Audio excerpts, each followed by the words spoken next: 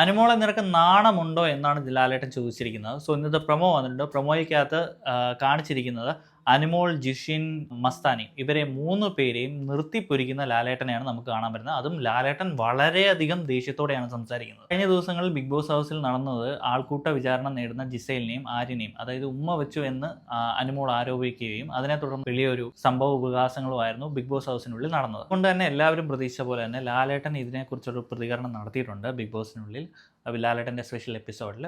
So ആ ഒരു കാര്യം, അതായത് ലാലേട്ടൻ്റെ പ്രതികരണം ഒരിക്കലും അനുമോൾക്ക് ഫേവർ ആവത്തില്ലെന്നുള്ള കാര്യം എല്ലാവരും പ്രെഡിക്റ്റ് ചെയ്ത പോലെ നമ്മളും പ്രെഡിക്റ്റ് ചെയ്തിരുന്നു. സോ അത് തന്നെയാണ് സംഭവിച്ചിരിക്കുന്നത്. ലാലേട്ടനോ ബിഗ് ബോസോ കാണാത്തൊരു കാര്യം എങ്ങനെ അനുമോൾ കണ്ടു എന്നുള്ള രീതിയിലാണ് ക്വസ്റ്റ്യൻ വന്നേക്കുന്നത്. സോ അതിൽ നിന്ന് നമുക്ക് വ്യക്തമാവുന്നത് അങ്ങനെ ഒരു അനുമോൾ പറഞ്ഞൊരു കാര്യം അവിടെ നടന്നിട്ടില്ല. കാരണം അവിടെ വളരെയധികം ക്യാമറകളുണ്ട്. 72 ക്യാമറകൾ ഓൾറെഡി അവിടെയുള്ള ബിഗ് ബോസ് ഹൗസിലുള്ള എല്ലാവരും പറയുന്നുണ്ട് 72 ക്യാമറകൾ. അതുകൂടാതെ തന്നെ ഹിഡൻ ക്യാമറകൾ അവിടെ ഒരുപാടുണ്ട്. സോ അതുകൊണ്ട് തന്നെ അവർക്ക് അതിനകത്തൊരു ഓഡിറ്റ് നടത്താവുന്ന കാര്യമാണ് അനുമോൾ പറഞ്ഞത് സത്യമാണോ ഇല്ലയോ എന്നുള്ളൊരു കാര്യം. സോ ഇതിൽ നിന്ന് നമുക്ക് മനസ്സിലാവുന്ന അനുമോൾ പറഞ്ഞത് പച്ചക്കള്ളമായിരുന്നു എന്നതാണ്. സോ എന്ത് തന്നെയാണെങ്കിലും ലാലേട്ടൻ്റെ എപ്പിസോഡിനായി കാത്തിരിക്കാം.